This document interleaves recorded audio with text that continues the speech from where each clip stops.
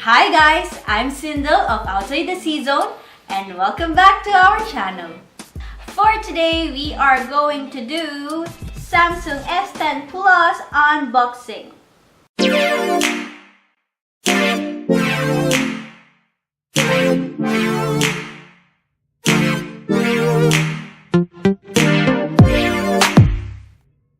Dito sa UAE, kapag dito ka bumili ng device mo, doon mismo sa store is i-unbox na nila yung device mo because they said na kailangan daw i-register ang device mo right there and then. So, kung makita nyo, wala ng plastic si Samsung S10 Plus natin. But for you guys, we'll do the unboxing now. Some disclaimer guys, we are not tech vloggers, we are not a tech channel, so we just want to share with you kung ano yung experience namin sa pag-unbox of this new device.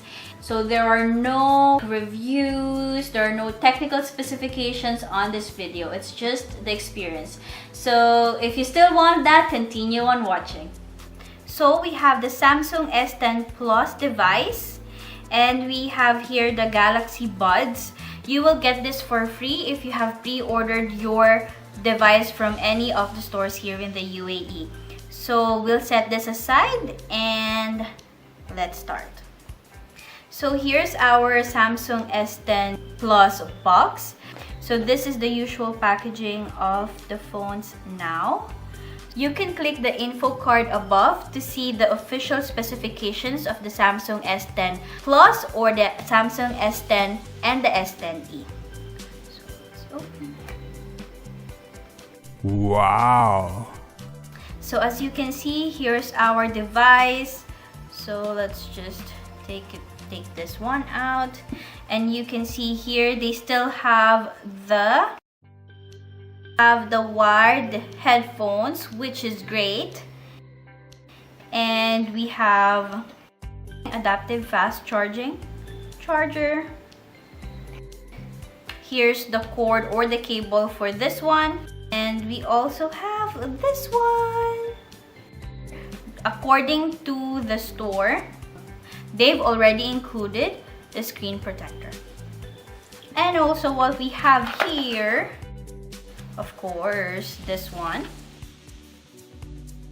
also provided a clear case for your Samsung S10 Plus, which is good. So it's like a freebie. So what they have is the English guide and the Arabic guide, the warranty card, some instructions on how to transfer content to your new Galaxy phone.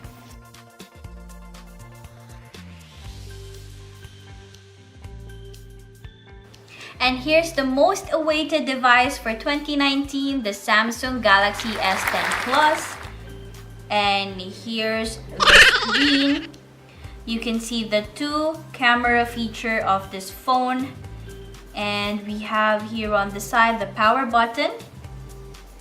And we have here the prism white color of the Samsung Galaxy S10 Plus. And according to the news, depending on the light that hits the surface, changes its color into light pink, light blue, light green. And we have here the main feature of the Samsung Galaxy S10 Plus, which is the 3 camera feature. And on the side, we have the volume keys plus the Bixby key.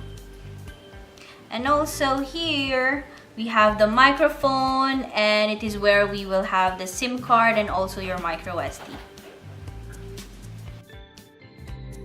Speakers, and we still have here the headphone jack, and of course our connector to the cables and where we charge our phones. Type-C. So now, without further ado, let's open this baby up.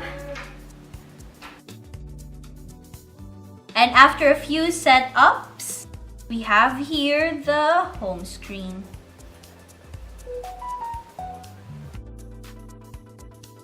And one of the good new features of the software is you just need to double swipe down and you will see all the must-have configurations that you usually have on your phone. Some disclaimer guys, we are not tech vlogs, so we are just here to provide you our experience during the unboxing of this new device. And I think one of the usual things that we would like to see is the camera feature of this phone.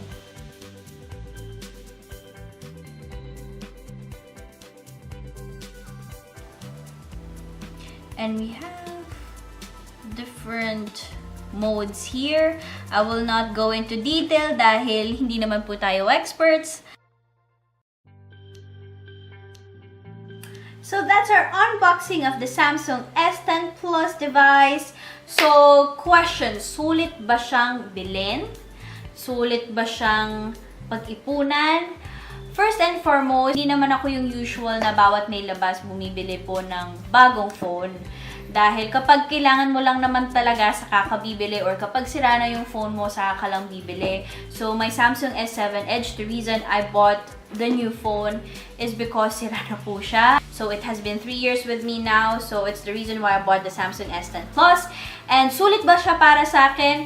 Work-wise, yes. Because according to the features of the Samsung S10 Plus, it has a longer battery life, which is like 5 stars. And also, I'm doing the vlogging or whatever.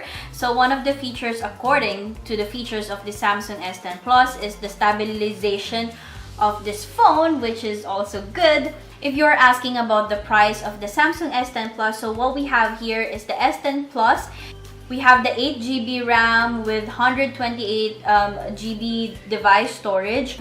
It's 3,599. So if you will purchase the Samsung S10 and the Samsung S10e, so it will be in a lower price. And if you will purchase the Samsung S10 Plus 512GB and the 12GB RAM, so of course it will be more expensive. And colors here in the Middle East, the colors that are available for the Samsung S10 saka sa S10e is black and white. And for the Samsung S10 Plus, you have black, white, and the green color. Before we end this video, some tips or advice.